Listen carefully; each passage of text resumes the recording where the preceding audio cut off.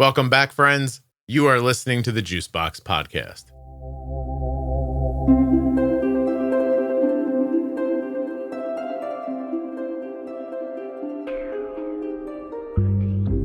Cassidy is a nurse who has type 1 diabetes, Crohn's, hypothyroidism, anxiety, and an interesting take on the hospital system. We're going to talk about that and much more on today's episode. Nothing you hear on the Juicebox Podcast should be considered advice, medical or otherwise. Always consult a physician before making any changes to your healthcare plan. I know this is going to sound crazy, but Blue Circle Health is a nonprofit that's offering a totally free virtual type 1 diabetes clinical care, education, and support program for adults 18 and up. You heard me right. Free. No strings attached. Just free. Currently, if you live in Florida, Maine, Vermont, New Hampshire, Ohio, Delaware, Missouri, Alabama, Mississippi, Iowa, or Louisiana, you're eligible for Blue Circle Health right now, but they are adding states quickly in 2025. So make sure to follow them at Blue Circle Health on social media and make yourself familiar with bluecirclehealth.org. Blue Circle Health is free. It is without cost. There are no strings attached. I am not hiding anything from you. bluecirclehealth.org. You know why they had to buy an ad? No one believes it's free. This episode of the Juicebox Podcast is sponsored by US Med. usmed.com/juicebox or call 888-721-1514. Get your supplies the same way we do from US Med. This episode of the Juicebox Podcast is sponsored by the Omnipod 5. Learn more and get started today at omnipod.com/juicebox. Check it out. Hi, my name is Cassidy. I am 27 years old. I currently work as a registered nurse in pediatrics at a major Midwest hospital. And I'm a type 1 diabetic, and I have been for 15 years last month. Those are kind of my major points. You were diagnosed when you were 12? Yes. Okay. 27's the best age. You think? You don't know this. But yeah, it is. Okay. Yeah. What were you going to say? What about it? This year's been a little rough, but it's been good. But it's been like a roller coaster of like good news, bad news, good news, you know. We'll find out about that. Yeah. So I'll give you my thoughts and you'll tell me why I'm wrong.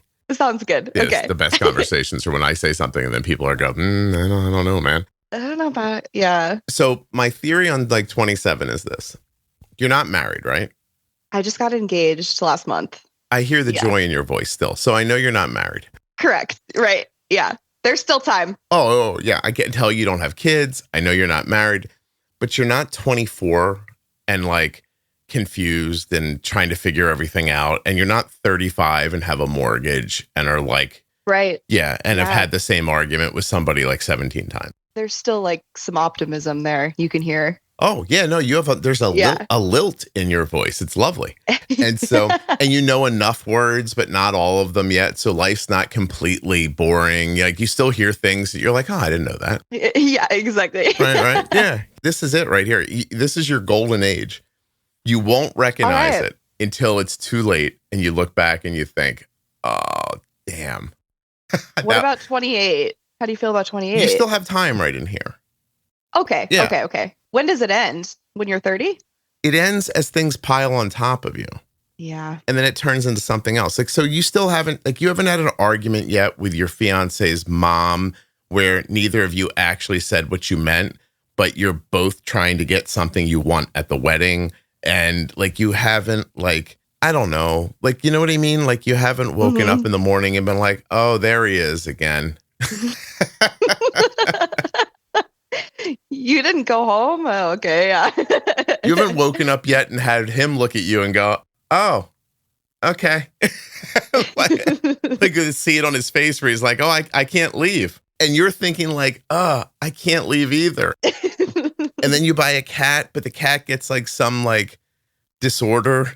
And there's like a chunk of your, right? That's so weird that you say that because literally like a month ago, my fiance's friend, they adopted a cat, or rather they found a cat behind like a dumpster and it had fleas. Mm-hmm. And my fiance went over to his house, didn't know the cat had fleas, came home, guess whose cat has fleas now? Mm-hmm.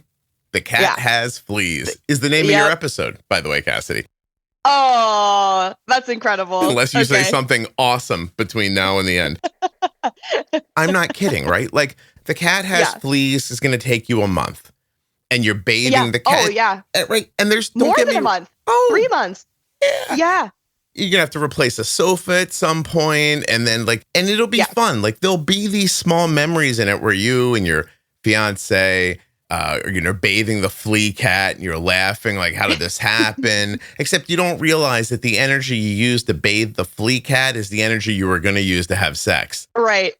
And then and then things drift into different directions. And, then someone gets sick. It doesn't even have to be you. It could be a person in your life. It beats you up a little bit. You're going to have a friend who gets into a bad relationship. You're going to end up spending 6 months helping her.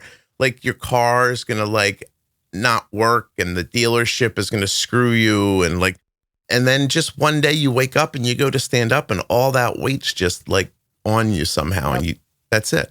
This is the time. So it's really looking up from here is what you're telling me. I'm telling you, no, you're missing the point, Cassie. The point is... Enjoy. Yeah, now is then. Do you understand what I'm saying? Yes, I understand what you're saying. All right, get in there. Do something fun. Have you ever wanted to go on a trip somewhere? You kind of can't afford it a little? Go. That kind of stuff. Yeah. But please be saving money for the future at the same time. Also that, in this economy, Let me ask you a question. Any chance you'll be able to afford a house? You're a nurse. You have a real job. You get paid, right? I do have a real job now. It's so nice. I mean, yes. I think what we're going to be able to buy is going to be not our dream house. It's going to come with its own fleas. It's probably going to come with its own fleas, but we already know how to treat it. So, I mean, we have that going for us, right?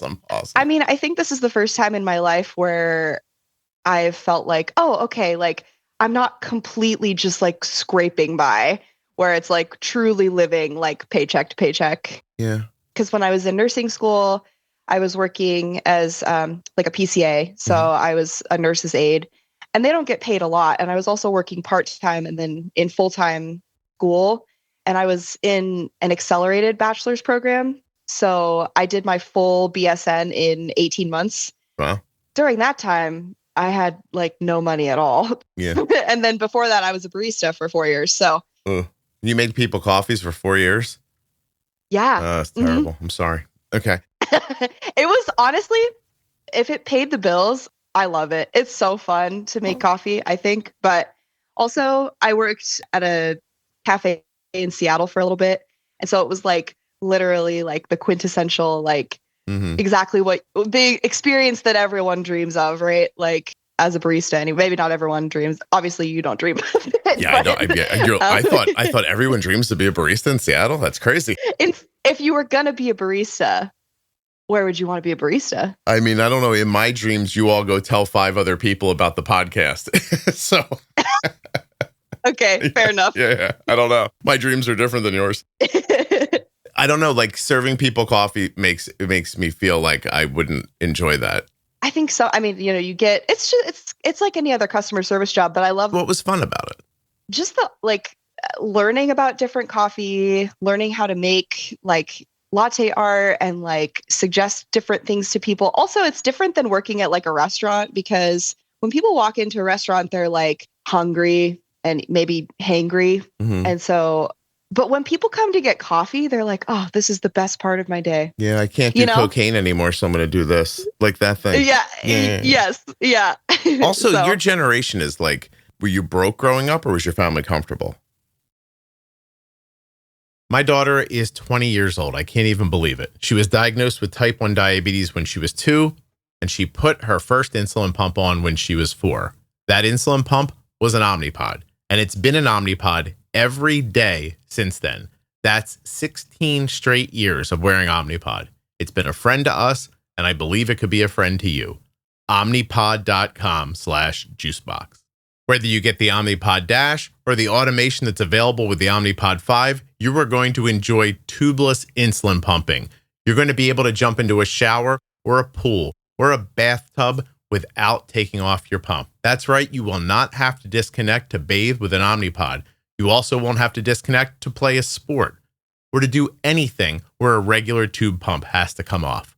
Arden has been wearing an Omnipod for 16 years. She knows other people that wear different pumps, and she has never once asked the question, should I be trying a different pump? Never once. Omnipod.com/juicebox. Get a pump that you'll be happy with forever. I used to hate ordering my daughter's diabetes supplies. I never had a good experience, and it was frustrating. But it hasn't been that way for a while, actually for about 3 years now, because that's how long we've been using US Med.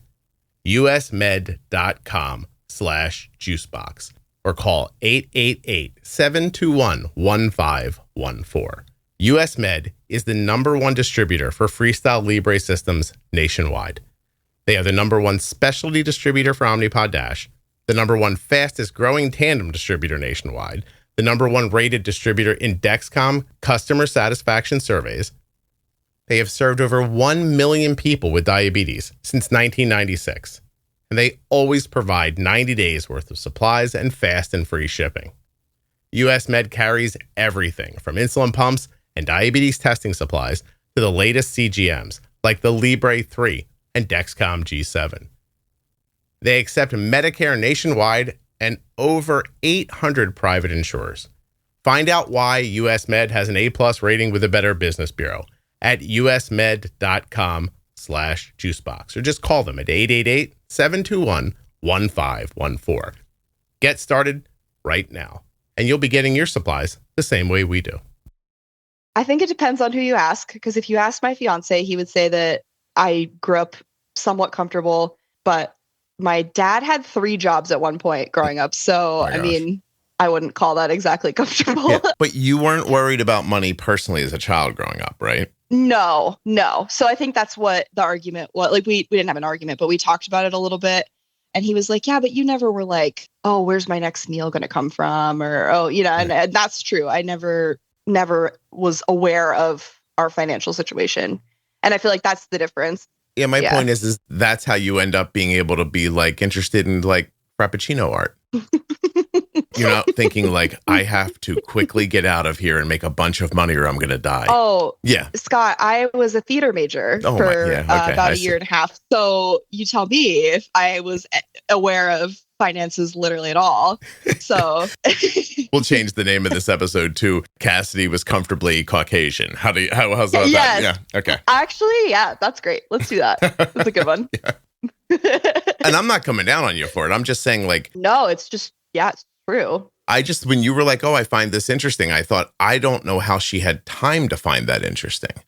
Like, because there were things I found interesting, but the energy I used to work in my uncle's sheet metal shop was used up on that. So I couldn't you know what I mean? For sure. Yeah. All right. Okay. All right, hippie. Yeah. I got you. I know what's going on now. I know. My fiance would love you. He'd be like, see?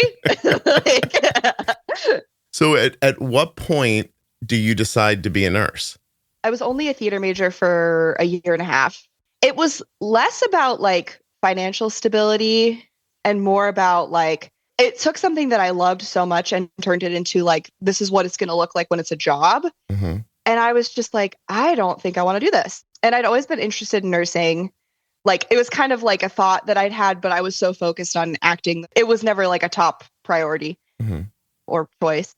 And so I left the school that I was at and went into pre-nursing. So I did like all of the prerequisite classes that you have to do. And I just talked to probably 3 different people who were in nursing who talked me completely out of nursing. And they were like, nursing is the worst career ever. I'm so miserable. I'm so tired. Like, I don't get paid anything. Like, people are awful, blah, blah, blah. And like, so at the age of, I was 20 or 21, I like really let that dictate what I decided to do. So I was early enough in the degree that I could switch to a social work degree. Mm-hmm. So I did that. And then I graduated in 2020, met my fiance. We moved to Seattle for his job. And I was like looking at entry-level social work jobs. I went to an interview. They offered me a job. And I just was like, this is not what I want to do at all. And to do what I want to do, I have to get my master's. But I was looking at jobs like with people who are master's prepared, and they were paying them like $25 an hour. Oh my goodness. And I was like, okay, well, obviously financially, this is not a great decision because your MSW is like $100,000. So it's like, it was just not, I was like, okay, this dream is dead. I don't want to do this. That's where my oh my goodness came from. Not that $25 an hour is not a a reasonable amount of money, but I'm talking about like after I paid for a master's and an undergrad. Yeah. Yeah. Yeah. I feel like social work is an incredibly difficult job for a lot of reasons, but it's just like, I think that they see a lot of red tape. Like they're like, I see how to help this person, but there's like 7 obstacles in the way, you know? And so I think that would be frustrating. But so I kind of fell back into researching nursing. I did like a ton of research. I talked to a few nurses, and then I was like, that's what I want to do. I really want to be a nurse. And I found a program. Well, actually, my fiance's dad lives in the Midwest, and he was like, if you guys move out here, you can live in my basement while you go to school. So we did that. And then I was able to like save a little money. And then I worked part-time and then just like commuted to school. So like Silence of the Lambs, you lived in someone's basement in the Midwest? Was it like it was that? More, it wasn't quite as dungeon. Well, it's a little. It isn't as bad as it sounds. It rubs the lotion on. Nothing like that happened? Nothing? Nothing okay. Like that happened. Okay. Yeah. So, and then, I went through 18 grueling months of nursing school. You hammered away. Like you got it done fast, huh? Yeah, it was definitely like, I think that a lot of people that go through nursing school know that it's not necessarily like the difficulty of the content, but it's more the amount of things that you have to learn in a short amount of time. Right. Yeah. And I worked at an adult hospital for about a year as a PCA or nurse's aide.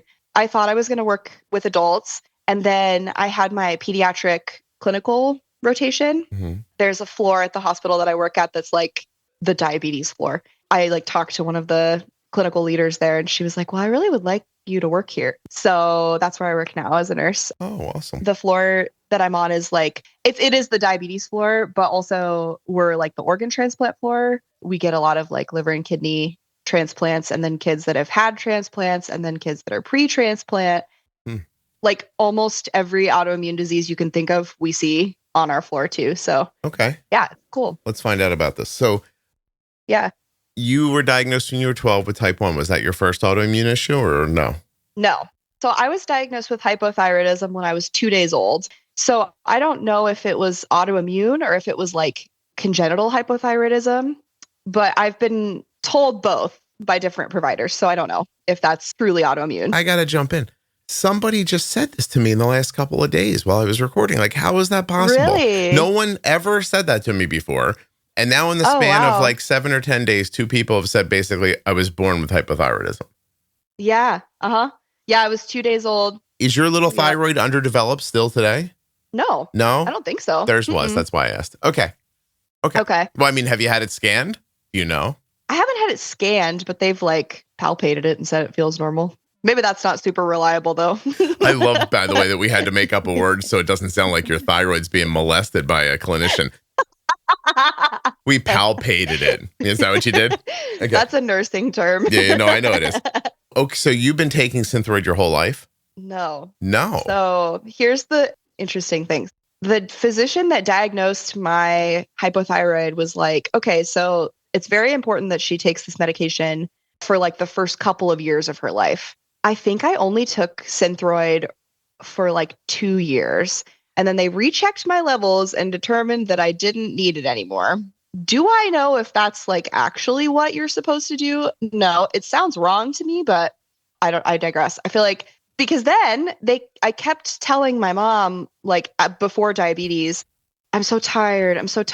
Like I'm cold, and I was like gaining weight, and they would check my thyroid, and I don't know what my TSH was, but I'm sure it was high. And they were like, nah, she's fine. I didn't get back on Synthroid until after my diabetes diagnosis. Then they checked my TSH again, and they were like, oh yeah, you need to be on Synthroid. And we were like, oh, okay. You're a person who lived through this and it has a nursing background. Can you, I'm asking, wrap your head around a person coming into a doctor's office with hypothyroid symptoms, having had the story you had at birth, and then someone saying to you, it's definitely not that. It's crazy. Yeah. I don't know, because I've thought about that too, like, because I hear people talk, like patients talk about it too, right? Like, oh, we've had these symptoms for a long time, and and we'll talk about this later too, because the same thing happened to me this past year. But I just think, I don't know. I feel like hypothyroidism is not that rare. So I guess that this theory doesn't really track, but like, I feel with diseases that are quote unquote more rare, they're just like, oh, we're going to like make sure that it's not the more common ones first. And we're going to make you wait, or we'll see if it goes away, or we'll try, you know what I mean? Cassidy, I'm trying to get you to tell me if everybody is a dummy. I mean, you work with a lot of people, right? Like, so is it just law of numbers? Like, is it just that if I put 100 people together, a certain number of them are just not going to be good at it? What am I dealing with here? I don't know. I plead the fifth. I don't know. Should we make this anonymous? Do you want me to blur out your name? Can I ask you again? No, I don't want it to be anonymous. Okay. I just think healthcare is really messy, and it's coordinating so many different things all together at once. And it's just like, I've just seen miscommunication happens in my everyday life. As hard as you try, it's just there's too much going on, like patient care is so multifaceted and complex and nuanced. And it's just like, I think you just have to know as a patient that you have to advocate for yourself, because I don't think that it's that providers, nurses like don't care or don't want to take the time. At least in my experience, like I haven't really ever felt that personally, but I think it's just like, truly, if you feel genuinely that something is wrong, you just have to be very honest with your doctor and be like, listen, like, I understand that you want to take the conservative approach to whatever you're addressing, but like something is really wrong. You know, you're asking people then to understand the foibles of the system, and they don't. I know. Yeah. And they don't. I'm going to say this here because I'd like this to be recorded somewhere. Today is December 18th, 2024. I'm saying this to all healthcare providers. You all got to pull your together, or you're going to get replaced by a chatbot in the next 5 years. Oh, yeah. It's already happening. Yeah. Like, I feel like we already have, I guess it's not like a chatbot, but it's like, it's going to be. And it's like, I just had this conversation with my dad the other day. I was like, well, I think we'll be replaced by AI. He was like, nurses? No. And I was like, definitely. Yeah. I was like, yeah, eventually, for sure. Like, if not completely, then partially, Mm-hmm. If I sat just at a prompt right now and said, 11-year-old girl complains of tiredness, always cold, whatever you just said, was put on Synthroid at 2 days old and then taken off of it, what do you think's wrong? The chatbot would come back and say that the kid has hypothyroidism. Yeah, I think it's more like, also, I think providers just can't always like agree on certain parameters for tests. I know. I guarantee your TSH came back at like 4 and they were like, no, this is fine. Right. That's what I mean. I think it's just like, I don't know. I think it's interesting. And it's also devastating because you're right. Like, they don't understand the system. They might not understand what's going on with them. So if a doctor says like, you're fine, then they go, okay, and they move on. Translate that over to diabetes, right? Someone's diagnosed with type 1 diabetes. They get poor direction. They don't understand how insulin works. They come back to a doctor 6 months later with an A1C in the 8s. And the doctor says, hey, why is this like this? And the person goes, I don't know. And the doctor writes down non-compliant. Like, how come the doctor doesn't seem to understand how insulin works? Didn't understand my question. Right. And the reason is the doctor didn't understand the question either. Or if they did, they would have explained insulin to the person. The person would understand it and their A1C wouldn't be 9. Mm-hmm. I'm telling you that the problem is people. Mm-hmm. Yeah. I'm sorry. Because you seem like I bet you're a good nurse. Oh, thank you. Yeah. I try.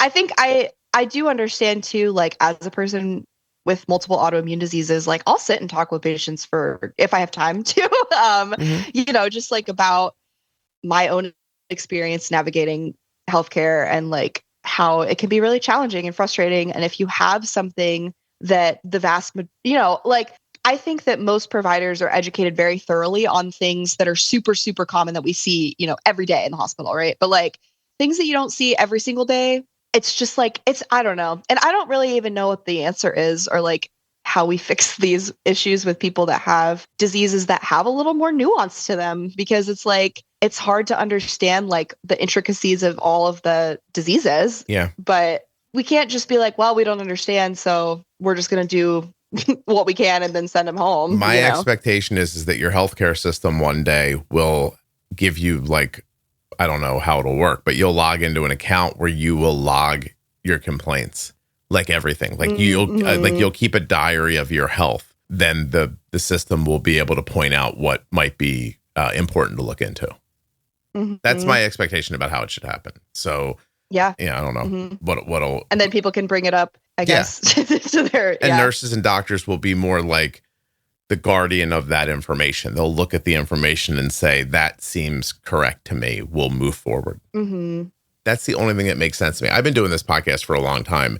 And I mean, it's fun sometimes to, or interesting, or whatever word you want to use, to have this conversation and be like horrified that they took you off Synthroid. Then you got like, hypothyroid symptoms and nobody did anything. And you're like some little girl dragging her ass through life. Yeah. But at the same time, like, you don't have to have this conversation over and over again to realize that this is just how it is. Right. And it's not because someone's not trying. It's not because the healthcare system. It's just because when you involve this many people into this situation, this is the outcome you get. That's all. Yep. Right. And it's just, that's what I mean. It's just like, when it's so multifaceted and there's so many different people involved, it just gets messy, and it's hard to like, that's why I don't have a good like answer. I'm like, I don't know how to, I like see the problems. I literally see them like at my job. Right. I'm like, oh, yep, this is how this happened, and it's like, but I don't have a clue of how we're supposed to fix it. And I think that's how other people feel too. They're like, yeah, we see the problems. I think the only thing, it's like, it's good for me to see it though, as a nurse, because then I can do what I can to try and advocate for my patients better, because I know what has happened even in the past or what has happened to other people. Being aware of it makes you a better provider. And I've seen doctors do that too, like where they're like, oh yeah, this is what happens all the time, so I want to make sure that this doesn't happen to the people that I'm caring for. There's no actual fix. Well, like when you're 10 years from now, when you find yourself, Cassidy, at a PTA meeting, okay, and then there's whatever horrible thing is happening to you, and you're in one of those situations, and you recognize that this PTA meeting is going to go just like the last one, as will go the next one, because Margaret over there is cheating on her husband with the soccer coach, and that lady's been drunk since noon, and that guy is full of anger and anxiety, and this person is on a power trip, and blah, blah. And like, you realize that every time you go into that situation, it's not going to be the same people, but you're going to have a lot of different variables like that in the room. They're always going to exist. And you can step back as a reasonable person and say, well, I know how to fix this situation. But the next step is to make her not a drunk, make her not a cheater, make him not a lunatic. Like, and you can't actually do that. So the PTA meeting always goes the way the PTA meeting goes. And there's always a mom in town having sex with somebody who works at the school. You're never going to get away from 10 that. out of 10. Yeah. Yeah. Always going to be happening. I will say too, I think this is why like your podcast is so important and meaningful, because there's something, and the Facebook group too, there's something really cool about having multiple other perspectives outside of healthcare for people that have a lived experience and really understand diabetes. And I mean, I just think it's really awesome. So I feel like I definitely like mention it to patients. I don't know if I'm supposed to do that, but I'm like, this is not medical advice, but like, if you want community, if you want something, that's like real, other parents who are walking through this, like, this is great. And I would recommend like looking into it. Well, I appreciate that. I'm glad that it strikes you that way, and I appreciate you sharing it. And my opinion is that you're supposed to be sharing it. So yeah, I'm sure the hospital was like, wait, what's happening? She's telling people about a podcast? No. I think, honestly, I asked one of our diabetes educators about it, and she was like, oh yeah, I tell them about it all the time. And I said, oh, okay. Well, then awesome. I'm going to continue to do that. Yeah. How did you get pulled onto that floor? Do you think that you were just bright, clear-minded, doing a good job, and she thought, I need more people like that up here? Honestly, my clinical instructor really liked me. And then she introduced me to this clinical instructor that worked on the floor that I work on now. And I was like, yeah, I'm definitely interested in working with kids with diabetes. I think that'd be really cool. And that was really it. I mean, and then, so then I switched. I don't think I said this, but I quit my job working with adults at the adult hospital. And then I started working as a PCA at the hospital I'm at now. So I don't even know if it was so much like what I did or said, or I don't know. I just probably was like, I'm really excited to be a nurse and I have diabetes and I'd love to work with other people with diabetes. And she was like, perfect. This one doesn't even know yet. We'll just get her up here and we'll just drain the life out of her up here. Perfect. Yes. What's the lifespan of a nurse? How long do they usually last? Oh gosh, what a question. They say that we're in a nursing shortage. I don't know if you've heard this or read this anywhere, but we're not in a nursing shortage. We're in a shortage of people who are tired. They're very tired of working at the hospital and working bedside nursing. So I think that in the past, like lifespan of a nurse, bedside nurse working in the hospital, I don't know, 20, 25 years. Really? But now? Yes. I don't even know. I feel like it's hard to find people that work on the same floor at a hospital for more than like 5 years. What do you think happens? Do you think the job is harder? Do you think that people just have a more kind of like go get 'em attitude? Like, I'm just not going to sit here forever. I want to move up. What do you think is going to happen to you? I think it's a combination of things. I think some people go into nursing and don't know what the job is, or they have higher expectations for what their work life is going to look like. And a lot of people graduate nursing school at like 22 or 23. It's an immense amount of responsibility I think at that age. So like the people that I work with that are like fresh out of nursing school and they're just like killing it. I'm just like, man, I could never have done this. I was making lattes. I don't know about you, and I think it's that people don't know. I think it's that people have higher expectations for the job. It's a hard job. It's long hours. You're exhausted. And it doesn't sound like, I don't know. When I started working 12-hour shifts, I was like, oh, like, that's fine. Like, I've worked an 8-hour shift. Like, what's 4 more hours? But it's like the amount of stuff that happens in 4 hours in the hospital is actually bonkers. Like, I tried to write down my busiest day. Like, I had a really crazy day a couple weeks ago.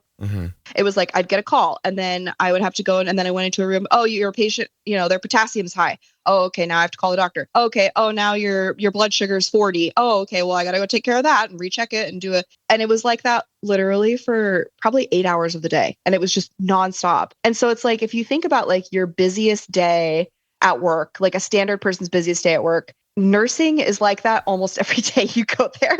Right. So I think people just get burnt out and they're tired. And they're like, oh, this is not what I imagined nursing would be. And then also like nursing has just changed a lot. Like I've talked to nurses who are more seasoned and have worked for like 10 years or whatever, and they retire and they're like, yeah, nursing didn't used to be like this. I'm done. Like, and I don't know, I can't say like exactly what the differences are. I think it's just technology's advanced. And so we're getting better at treating people.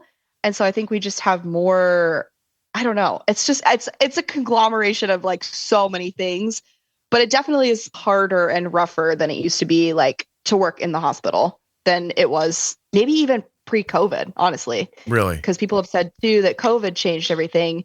And I don't even know what that means exactly. They're like, oh yeah, it was different before COVID. And I'm like, well, what do you mean? Like how? And they're like, I don't know. It's just different. And that's the response I get from everyone. And I'm like, how can no one tell me like what's different about it? Like, so I don't know. I also think a lot of nurses left after COVID or during COVID because they were just. So is it possible that the world is different, that nursing isn't different? How would they know? Do you know what I mean? Like, how would they know that nursing magically got different? Right. But not be able to like quantify it. You know what I mean? Like, does it feel different to you? Does like the world feel different to me? Does the world of nursing feel different to you? I guess I can't really like speak to that because I started working in a hospital in 2022.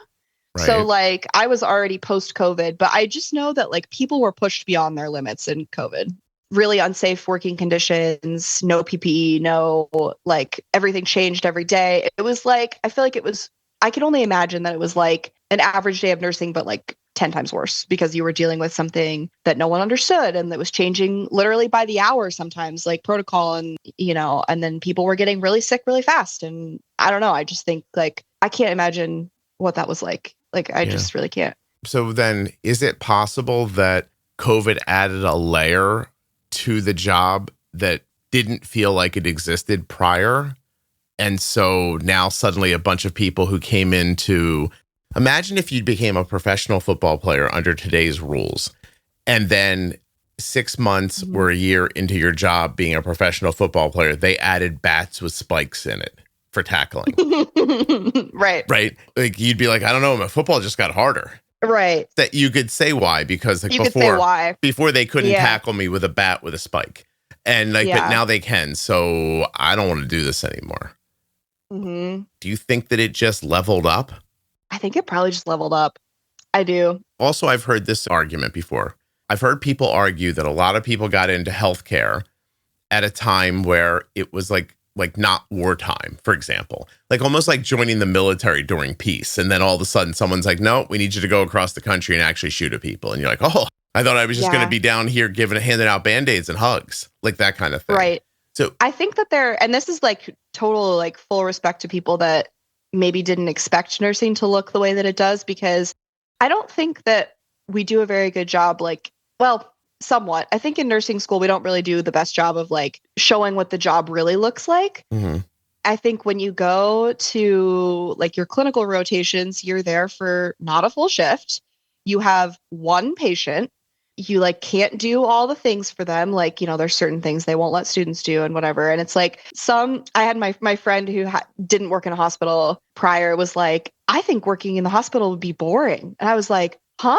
And she was like, well, yeah, like, look, we're just like sitting around. I was like, yeah, but like, imagine this, but like add 4 more patients and then add the doctors calling you, pharmacy calling you, PT calling you. Every call light is for the nurse, and she was like, oh yeah, I guess I hadn't thought about that. But like, I just think that like nursing school doesn't always paint the best picture. And so then it's like, you're shell shocked when you get into your job and you're like, oh, I had no idea this is what it was going to be. Mm-hmm. So yeah.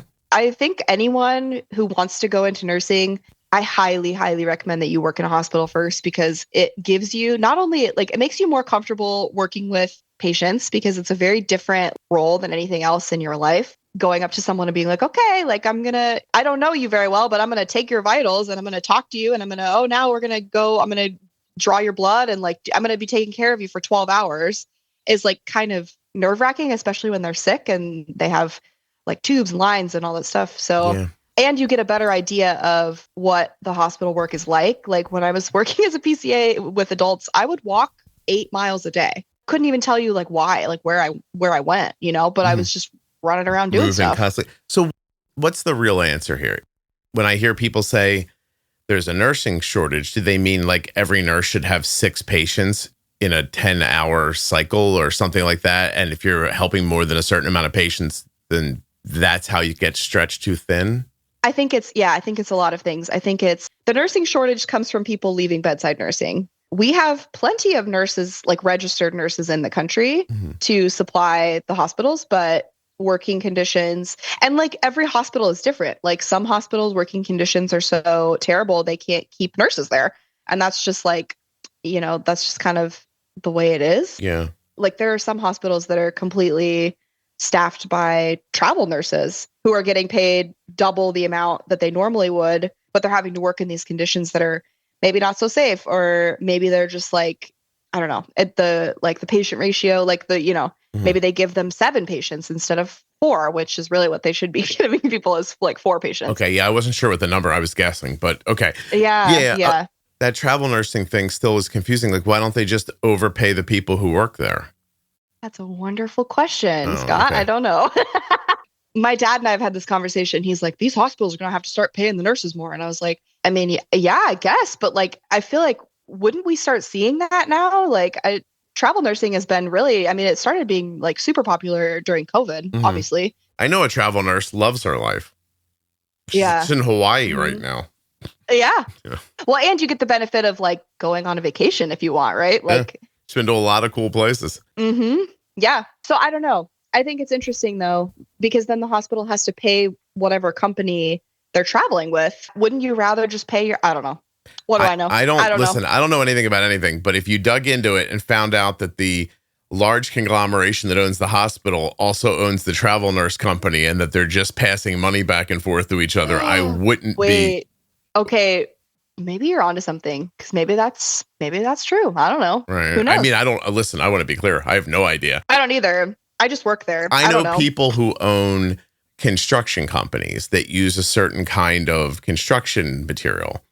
So then they go and start like a shell company that sells the construction material to this construction company. So they buy the material at one rate, sell it to themselves basically at an inflated rate, and then make too much money on the material, then take a loss on the job on the construction side, write it off on their blah, blah. And so there's like, trust me, I'm not smart enough to figure this out, but there are people who are, and I'm going to assume that things are set up that way so that we're just trying to hold on to our money longer. I don't know. Maybe I'm wrong. Maybe it's just a boubard system and like, I have no idea, but I'm just saying if that was what it was, I wouldn't be crazy. It wouldn't shock me. Yeah. Let's go backwards a little bit because we've been talking for a while about this. Do you have any other autoimmune besides type 1 and Hashimoto's? Or do you have Hashimoto's or do you not know that? I don't know. It depends on who you ask. I'm asking you. I've had a provider tell me that I have Hashimoto's. I've had a provider tell me that I have congenital hypothyroidism. I don't know. I just know that I take Synthroid. The way it's treated, it is going to be the same. So is that the idea? Okay. Right. Yeah. What else do you have? In April of this year, I was diagnosed with Crohn's disease. Oh. I mentioned earlier, it's been like kind of a rough go because I was like graduating nursing school and then I got this autoimmune disease and then I started my first nursing job and then I got engaged and then it's just been like kind of a whirlwind. But what a shitty surprise, you should have said. Literally. What a surprise. How does that get diagnosed? Like, how does it come on to you? Like, I mean, is it a thing you've always had that you just realized, or did it? I've like done quite a bit of like research on people's experience. Like I read something that was like, oh yeah, it takes the people like on average 5 years to get diagnosed. And I was like, whoa, that's insane. That's so long. I started having symptoms in January. So it wasn't like that long for me. I guess, I don't know. It was longer than I would have liked. I was finishing my last semester of nursing school. So I was incredibly stressed out and I do have anxiety and I had stopped taking my anxiety medication like many months prior. And so I thought that like the symptoms that I was experiencing were anxiety related. And so I would kind of lead with that. Like I went to the doctor in January and I was like, here's what's happening. Like, but I have anxiety. So like, maybe that's what it is. And so of course they were like, oh yeah, like that definitely makes sense. I'm sure you have anxiety. Like, let's put you back on your medication. And so I went back on, I was just taking Zoloft. So I went back on Zoloft. And if you know anything about SSRIs, like one of the top side effects, they're GI related, like nausea, diarrhea, abdominal pain, that kind of thing. I was still having these symptoms, but they were getting worse. I went back to the doctor. And again, I like led with, but I have anxiety too. And like, I don't know if this is like, maybe I'm overreacting, you know? So like 3 different times I was told by 3 different doctors that like, this was anxiety. I had one doctor ask me if I had a history of ulcerative colitis or Crohn's. And I said, no, but I have diabetes, type 1 diabetes. And he was like, okay. And he was like, I really don't think that that's what this is. And I was like, okay. So then I finished the like didactic portion of nursing school. And I had like a little bit of a waiting period before I started my job. And so I was just experiencing an immense amount of anxiety because I was getting more symptoms and the symptoms were getting worse. So now I was having weight loss, fevers, night sweats, sores in my mouth. I like thought I had cancer because the symptoms for inflammatory bowel disease and colon cancer are really like almost exactly the same. Okay. I went to a GI doctor. And at this point I had been to the doctor 3 times for this. And so and my family knows that I have my anxiety is very health related. My fiance was like, Cass, like, I really think that this is your medication. This is anxiety. Like, you're really stressed out. Like, I don't think you need to go to the doctor again. And I was like, I really feel like there's something wrong. So I went to this GI doctor and he was so nice to me and so kind. And he was like, I really think that this is the medication. But if your symptoms don't get better in 3 weeks, I want you to come back. I waited the 3 weeks. The whole time I'm thinking I'm dying, right? Like, I'm like, I have colon cancer. I'm dying. Like, and no one's doing anything about it. I scheduled an appointment with him. I went back to him and I was like, could this just be the medication? And he was like, no, this is not the medication. He was like, this is something else. So they did like inflammatory test. It's called a calprotectin, and your normal level should be, depends on where you go, but less than 50. And mine was 800. He had me come in like emergently. It was like 3 days later for a scope. He diagnosed me with ulcerative colitis at first. He was like, it looks really mild, but you definitely have something going on. And then he was like, I want to start you on prednisone. And I was like freshly off like Versed and fentanyl. And I was like, I can't, my blood sugars are going to be so high. I was like, I can't take prednisone. And he was like, okay, we'll like put you on a different steroid. So he put me on budesonide, which is like another like more mild steroid. And it worked. It helped a lot for like the first 2 or 3 weeks. And I had my like graduation ceremony during this time. Like I was like relieved, but also I had just been given this diagnosis that like I knew basically nothing about. I just felt really angry because I was like, how can I have diabetes and this? Like, I went to an IBD specialist next, and she walked in the room and she was talking to me, and she's like, okay, yeah, like tell me a little bit about what you've been experiencing. And she was like, okay, well, I'm looking at your scope results, and this is not ulcerative colitis, this is Crohn's. I was just like so overwhelmed because I had kind of come to this, like, I was like, okay, I have ulcerative colitis, like I'm accepting it.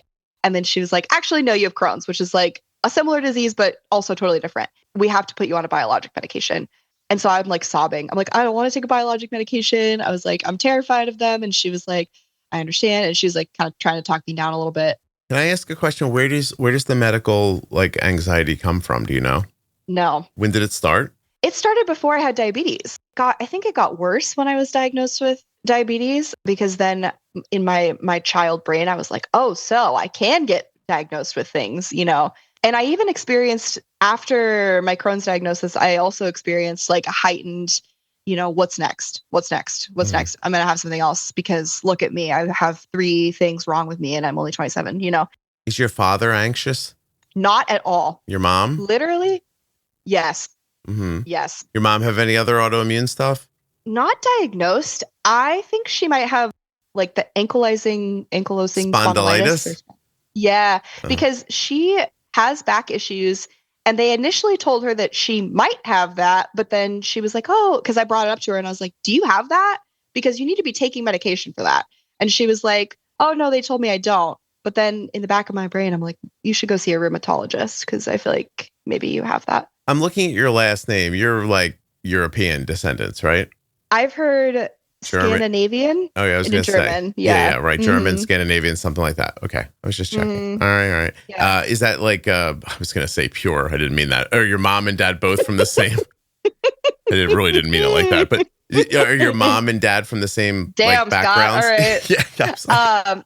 Yeah. Yes, my mom is German too. Okay. So I mean, I've heard a lot of autoimmune coming out of that part of the world, like with those descendants. Like that's not uncommon from my experience. Oh, okay. And anxiety, I genuinely think is probably autoimmune as well. So. Oh, yeah. Yeah. I could see that. Right. I think seeing if your parent has anxiety that's not managed and you see how they respond to things, you are going to learn that that's the way that you respond to things. Well, especially if you're wired that way already too. You know? Right. And like I remember telling my dad, and my sister is a clinical psychologist, so I've talked to her about this too. I told my dad, like, you know, I see these parents in the hospital and their kids are going through like really rough, you know, terrifying, like scary things. And they're so calm. And I was like, I just thought that they would be freaking out. Like, and he was like, yeah, but like, that's because that's what your mom does. And I was like, oh, right. Okay, so that wasn't normal. Like, so you're freaking out the way your mom freaked out when you got diabetes or whatever else. Right. Yeah. And the reason your mom let your doctor push you off that thyroid medication so easy is because I think she prefers out of sight, out of mind, or no, it's okay. They told me it's not that. My God, it's like you've met her. Yeah. I know what's going on. Don't worry. She's very, everything's fine. Everything's fine. Everything's fine. We just need to live 40 more years and we'll die anyway. Don't worry about it. Uh-huh. Yeah. Yep. I get you. Yep. So you're following in footsteps or followed in footsteps already. And so do you really think you have Crohn's, or do you just think you're wound up tighter than a top? Oh, I have Crohn's. Yeah. Okay. All right. So, well, that's good. I mean, at least it's real. Like, you know what I mean? Like, you're not just like having like a psychological implication. Psychosomatic. On your stomach. Yeah. So the way that they diagnose Crohn's, I don't know if you know much about it. So I don't mean to like speak to you like you don't know anything. But I don't know. You explain it to me. Basically, they do a colonoscopy. Well, first they do like an inflammatory marker test, which they did, and it was positive. So they knew that one of two things was going on. Either I had colon cancer or I had inflammatory bowel disease. And so then they do a colonoscopy, and based on obviously they put a camera in it and they can see like the inside of your colon. And when you have Crohn's or UC, there's like visible redness and sores in your colon. And then they take biopsies like all over to see under the microscope which one you have. And some people have indeterminate colitis and they don't know which one it is. For me, I'm actually very thankful I know, because it's just like nice to have more information. But mine, there's a certain, I think it's like granulomas or something. There's like a very specific cell that is only present if you have Crohn's, and I had that. So they knew immediately. But the IBD specialist that I went to, we didn't even have the biopsy results yet. She just was like, she told me, she's like, I've been doing this for 20 years. Like, this is Crohn's. And she knew, and she was right. If you have like anxiety induced like GI distress or IBS or whatever, you won't have any inflammation present. IBS doesn't cause elevated inflammation. And then also your colon will look normal, like endoscopically. So what do you do for it? Because they wanted to give you the biologic and you didn't want that. I was terrified to take the biologic. I think the reason I was terrified to take the biologic is because, you know, those commercials where side effects may include cancer, blah, blah, blah, blah, blah. And it's like all of these terrible things. More often than not, that's a biologic drug. Basically, it like acts on different inflammatory markers in your body. So like the one that I'm on, I can't remember which one it is. It's very like, it doesn't really matter. Basically, my immune system is overactive and it's attacking my GI tract. So the biologic just brings your immune system back down to where it should be. Okay. Some people have to have like more aggressive therapy where they go on multiple drugs, or they go on like a biologic that's more immunosuppressive. That's what I'm on now. How long have you been on it? How long have I been on it? Yeah. Since the end of May. Is it helping? Yes. Yeah. Is it helping with anything else? Do you mean like other physical? I'm saying if your immune system is overactive, are you noticing other things that are not impacted by overactive immune systems? I feel a lot less tired. Okay. Before I was diagnosed, I like could barely walk up the stairs. Having active inflammation in your body like that is just exhausting. Yeah. Again, all the symptoms, I was like, I'm dying. Like, I was like, this is the end.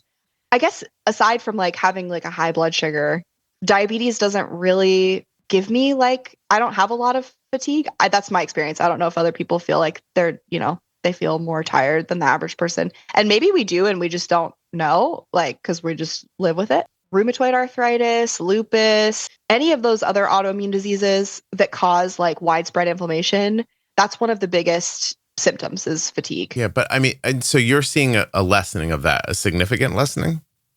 Oh, yeah. Mm-hmm. Okay. That, and then just other than a near absence of symptoms at all, like not really anything else. So you're like, the poopy stuff is better? Yes. I don't want to be too technical, but no, yeah. Too technical. Crohn's and ulcerative colitis, like I think people think, and this is like understandable, that people think that it's just like, oh, you just have diarrhea all the time and that's all it is. It's pain, it's the fatigue, it's fevers, it's a widespread disease, and it like affects so many different things. It affects your appetite, it affects how you absorb nutrients, or it can, you know, like we have kids that come in and their hemoglobin is super low, or their iron is super low, their vitamin B12 is low, their vitamin D is super low, like lower than the average person. I mean, I know everyone has. You're not absorbing those things that you should be. You just don't absorb it. And it just depends too, like if you have Crohn's, it can be in your colon, it can be in your small intestine, it can be in your stomach, it can be like all over. And it just depends on like where your body has attacked you. Mm-hmm. That can kind of change the symptoms too. I've read some stories of people who have Crohn's and they were like, I had symptoms for like 3 years. Like every doctor told me that, oh, you're just anxious, or oh, you have IBS or whatever. if their disease is in their small intestine, you can't see that on a colonoscopy. And you can't see that on an endoscopy. You literally have to get like a pill cam study done. Because even if you get like a CT scan, sometimes it doesn't show on the CT scan. I'm sure like for those people, it's incredibly frustrating because they're like, I know something's wrong. It just takes them so long to get like approval to really get look these tests done. Yeah. So, I'm dying to know, is your anxiety any better? Yes. Yeah. I'm on a different SSRI. I'm on Lexapro now. Yeah, I know. But I was wondering about on the biologic, did it touch it? Oh, on the biologic. I think that's really hard because like, obviously when my symptoms got better and I was feeling better and I knew what was going on, my anxiety was a lot better because I was like, okay. Yeah. See, there's no way for you to measure that, I guess. Yeah, there's not really a way. I'd be curious though.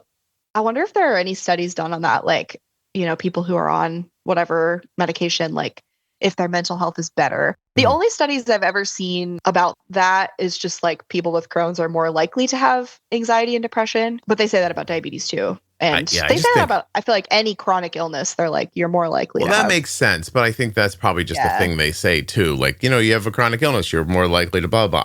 I'm trying to say like, if you have inflammation and inflammation is impacting you in different ways. Yeah. And one of those ways is anxiety, then depression comes along with anxiety, et cetera, and so on. Like, that all makes sense to me. So yeah, no, absolutely. One of the worst parts about getting this diagnosis was I was like frantically looking for other people that had diabetes and Crohn's. And I just like couldn't find anyone. What? Well, anybody that was willing to speak up maybe, or that knew. Or that knew, yeah. But it's just like, there's one person that I found that I follow on TikTok and I like messaged them immediately when I like found out. And we had like a long back and forth, which was really nice. Yeah, I just don't think those two things like coincide very often. Or like you said, maybe they just aren't diagnosed or what. But I know that type 1s, especially on the like Facebook page, like people have a lot of like GI issues or like it's common. Yeah, there's that overlap too with like a lot of people just experience poor digestion after type 1 as well, which is maybe not the same thing. Not the same, but wouldn't be the same thing as what we're talking about. But there's overlaps there too. Yeah. It's very frustrating to me because life is already what life is. And then like some people get anxious. Like what the hell? Ridiculous. Hey, weed didn't help. You tried, I imagine? I can't smoke weed. I'm a nurse. I'm sorry, I didn't understand. Did you try it? No. Oh, okay. All right. No. Nurses can't smoke weed? No, we get drug tested. Really? Where do you, what state are you in? Ohio. Oh, okay. I mean, in some states, how do they handle that? Like, I always wonder about cops too. Like, if you make weed legal, then can a cop smoke weed? No, because even if I were to get a job in Seattle or Colorado, I don't think that healthcare professionals can. I think that they are, because it's on the national level, it's still illegal. If they make it legal nationally, then it would be like, because obviously like they don't test you to see if you drink alcohol every day, Yeah. No, I'm assuming you tried that. That didn't work? Yeah. I did try that. That made things worse, actually. Yeah, so. No, I was going to say that doesn't help. But in 1976, that's definitely what you would have tried. You're like, I feel nervous is how you would have put it. By the way, I was just having this conversation with somebody last night. Awesome. That like, if you go back a number of years, no one's ever like, if you go back 20, I don't know how long it is, but in my lifetime, I never heard a person describe themselves as anxious in my life. Yeah. I was diagnosed with anxiety when I was 8. I had certainly never heard the word really used like, oh, I have anxiety. And I was like, I'm the only one in the whole world that has anxiety. Because, and then now, of course, like everyone is like, I have anxiety. Let me ask you a question, because this conversation I found interesting. And I'm going to end here with this on you because I want to hear like your thoughts about this. Yeah. I'm not saying that people weren't anxious 20 years ago. What I'm saying is like, you didn't hear anybody like running around going like, I'm anxious. But what you heard was Bill throws things when he gets pissed, or like, you know what I mean? Like that one's always crying, or like, you know what I mean? Like that kind of stuff. Like they didn't have like a word for it. Like, so, yeah. And people just pushed through. Now I'm assuming a lot of them pushed through with alcohol and drugs, and other ways that they tried to cope. But do you think, this is my question that came out of this conversation last night. Do you think it's valuable to be told you have anxiety? Or do you think that it's leading when you tell people what's wrong with them all the time? Like, do you know what I mean? Like, instead of just saying like, in high pressure situations, I wouldn't go to Cassidy. instead of like that, and then you just being a person who we don't like turn to in high pressure situations, and you don't think of yourself as good in high pressure situations. I'm making up things, but like instead of like you walking around going, I have a thing, there's something wrong with me. Is it better, my question is, to just think I'm not good in high pressure situations, or is it better to think I'm an anxious person, I have anxiety? Sure. That's my question. I think it depends on the person, because I've had some therapists say, like, do you like identify as a person who has anxiety? I know you have anxiety, but do you not want me to like say like, because of your anxiety, because I think for some people it's kind of empowering in a way, and they're like okay with it being like, you know, a descriptor of like part of who they are. And then some people feel like, oh, it makes me more anxious. The label kind of reinforces the idea that there is something like going on in my brain that I like can't control. I just wonder if we overdiagnose anxiety and depression, because anxiety is a normal human emotion. Everyone experiences anxiety. You know, when someone says, oh, gee, like I have bad anxiety before I take a test, it's like, okay, well, that's normal, right? Yeah, right. You just have to manage it. It doesn't mean that you have anxiety disorder, because anxiety disorder is where you are in fight or flight all day, you know, or you're having panic attacks at random times and you don't know why, or... Yeah, I'm thinking if we stormed the beaches of Normandy in 2024, somebody would have told me that all those guys on the boat had anxiety. But I'm going to assume that what they had was a knowledge that the boat was going to open and there was going to be a lot of shooting. Of course. I think it's weird that everybody, but a lot of people are running around telling you about their diagnoses about things all the time. Almost like it's like, see, I'm special. I got a thing. I don't know if that's right or not. Like, it just feels weird to me. It feels weird to me to meet a person who is 1,000,000% to my eye completely normal, and to have them tell me I'm autistic. Yeah. Or I'm in the middle of the most boring thing in the world and somebody says, I can't focus on this and my ADHD won't let me. And I'm like, ADHD? This is just fucking boring. Do you know how many people come on this podcast and tell me before we start recording, listen, I got to tell you ahead of time, I'm going to be all over the place. I've got ADD, I've got AD, I don't know what they say. And I can't keep a straight thought. I'm going to be all over the place. I talk to them. There's not one sign of that. And I'm like, why does everyone think there's something, I'm using the word want to be something wrong with them, but like, why are they looking for what's wrong with them? Like when there are so many things that are right with them, like just, you know what I'm saying? I don't know. Cassidy, I'm worried. No, I agree. Yeah. You know, as a person who like, I have anxiety disorder for sure, because, and the reason I know that is because like, even before I had any symptoms of Crohn's or whatever, I would just be like, I'm having a panic attack for no reason. I feel really unsafe right now. Why? I don't know. When it's disrupting your life, that's when it's like, I feel like that's when the diagnosis comes. At least that's for me. If anxiety is inflammation related, for example, or something like that, then yes, that's happening to you. And I don't want to ignore that that's happening to you. I'm certainly not saying that. And are there more autoimmune issues in the world? Is it possible that there are just more people with anxiety and ADHD, which probably is also inflammation related or something? Like, you know what I mean? Like, is that possible? Yes. But in the real world, if it's not stopping you from living your life, I just find it strange that everybody's running around all the time telling me what's wrong with them. Like, I don't know. Like, am I just old? No, I don't.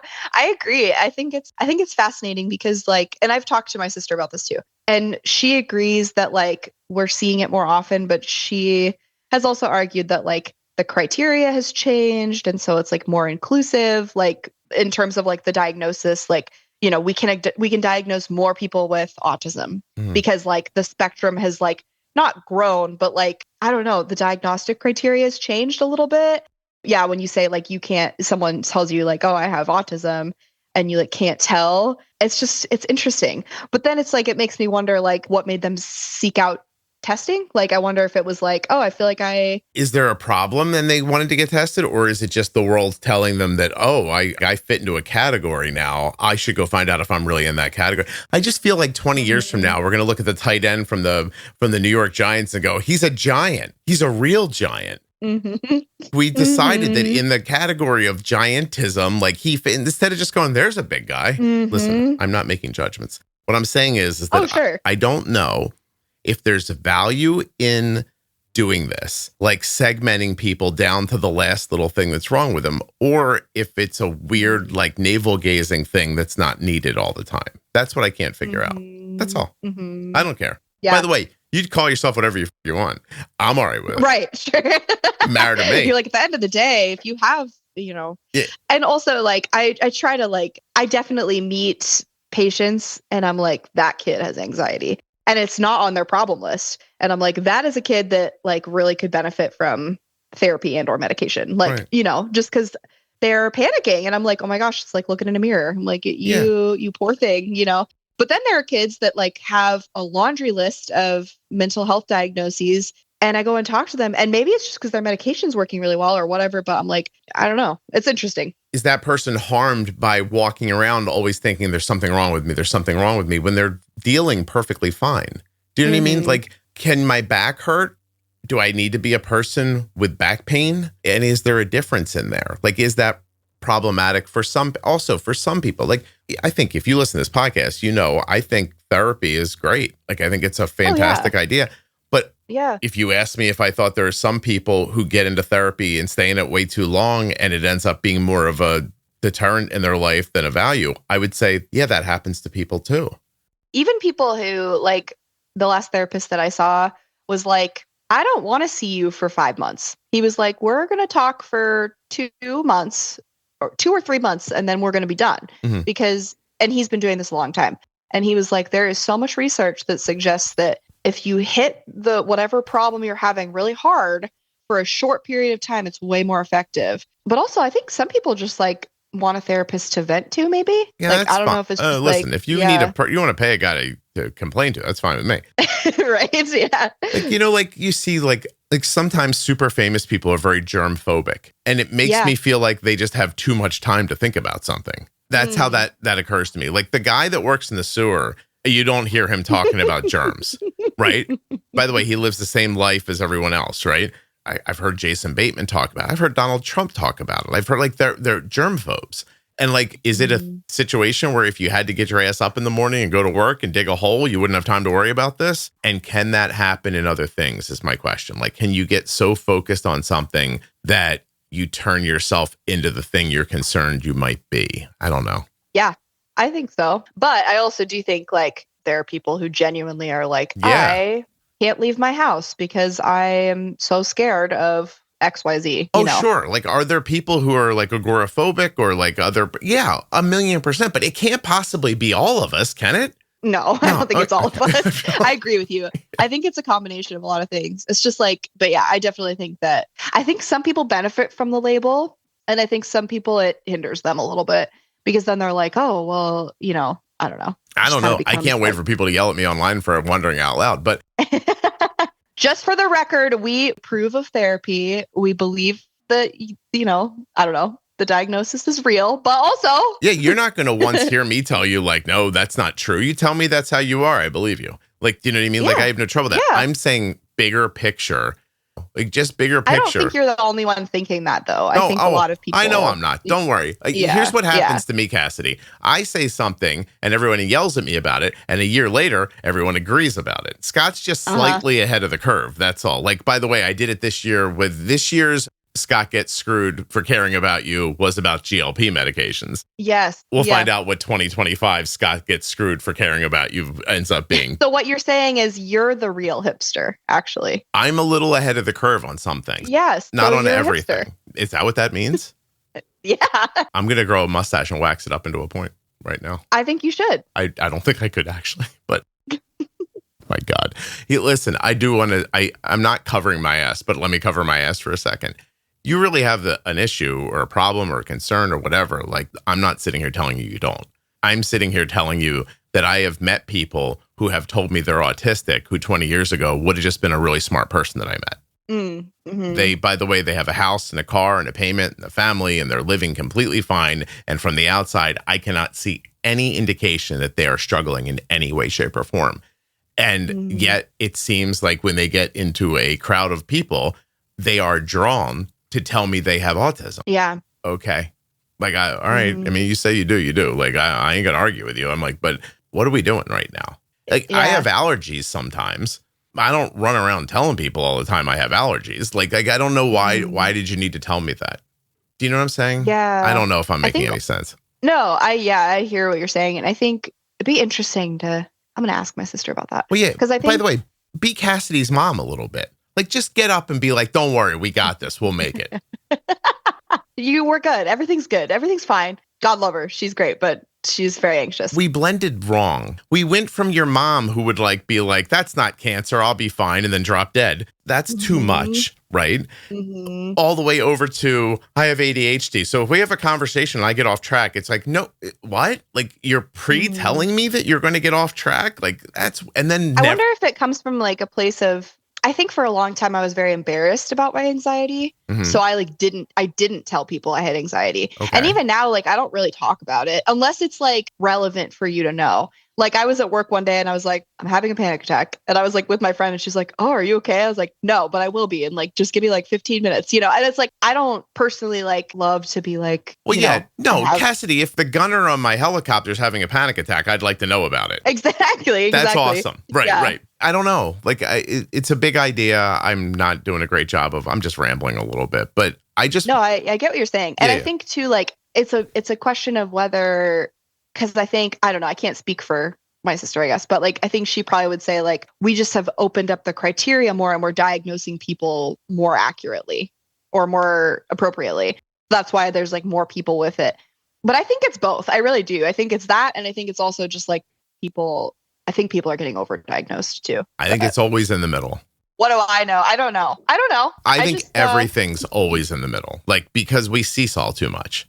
Your mom's generation ignored everything, and now the next generation's paying attention to everything. And then those people's kids are going to be like, my mom's a lunatic. And then they're going to go back the other way, and it's going to like see and saw and go back and forth. Like, I get that. We just got to find a happy medium. I don't know. Yeah. The cat has Crohn's. The cat has Crohn's is all I'm The cat has Crohn's. Oh, I really hope not. That would be really terrible. I just want to say this too before I forget to say it. The reason I wanted to come on the podcast is because I felt like I was the only person who had type 1 diabetes and Crohn's. And so if there are other people out there who have both, or their child has both, or whatever, I just wanted to be like, hi, I'm here. And you're not the only person out there. Because it really was like, that was the hardest part, was being like, oh my gosh. Because I work with kids that have Crohn's. I work with kids that have diabetes. I work with kids who have ulcerative colitis. I'm like, but I'm the only one that has both, you know? But that's definitely not true. It's not. But I just think it's isolating. It feels isolating when you're like, it's not that common to have both. And you're like, oh gosh, like completely alone out here. Oh, I should have mentioned this because this is connected to diabetes. When I was first having symptoms in January, I had crazy insulin sensitivity. I would give, like, my carb ratio was like 1 to 10, and I would give for 100 carbs 3 units of insulin, and I would drop low. Wow. And I talked to 2 different doctors and my endocrinologist about it, and they were just like, oh, I don't know, that's weird. And that was it. Which is fair, because it's like, what else are you supposed to say? Like, Well, I had one doctor ask me if I was pregnant, and I said no. And she was like, okay. She was like, that's really weird. I just wonder if like your insulin sensitivity changed. I'm like, but this much? It's like a crazy amount. Like, sometimes I was eating and not giving insulin at all, because I was like, I'm just going to drop low. Why would I give insulin? And I don't have confirmation of this, but I genuinely think I wasn't absorbing any carbs, or I wasn't absorbing them as well.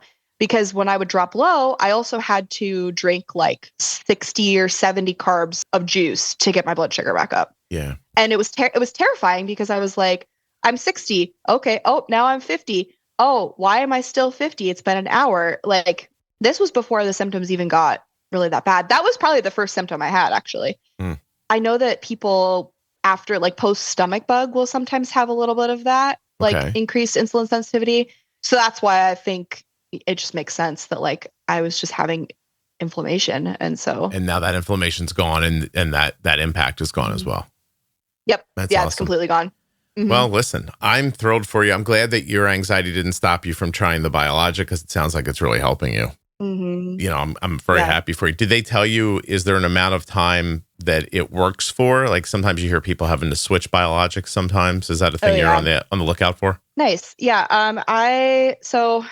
Was that nice? We were like, oh, Scott understands because you understand. Oh, yeah. Okay. I think there's a lot of people that like are like, oh yeah, you just take a med and you're good. Biologics have about a 50% efficacy rate, which is not great. So it depends. Some people, it works for 2 months and then it's done. Some people, it works for 10 years. I think that that's the hardest part, is that like with diabetes, there's some predictability, or I would argue like there can be a lot of predictability if you like have your everything set, correctly as it should be, like for your basals and stuff. But with Crohn's, there's not like a lot of predictability as to how your body will handle it, like therapy that you try, if you'll respond to like one therapy over another. It's really like a crapshoot. Like they just will like start you on a med and see if it works. And then if it doesn't, then they move on to the next one. That was also a stressful thing for me to think about too, because it was like with diabetes, I was like, okay, insulin will lower my blood sugar. Like 100% it will, And this is like,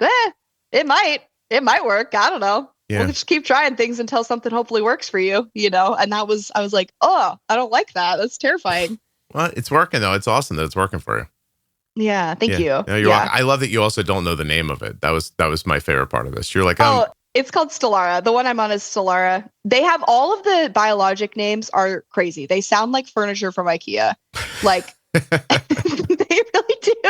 If you like look up some of them, like, I don't know, there's like Skyrizi and Remicade and Humira. There's like so many now. Maybe they just heard you were from a Scandinavian background and they wanted to make you comfortable. Yep. They were like, here you go. Here's your IKEA med. Awesome. All right. Well, I really appreciate you doing this with me. Can you hold on 1 second? Yeah. Thank you. This is great.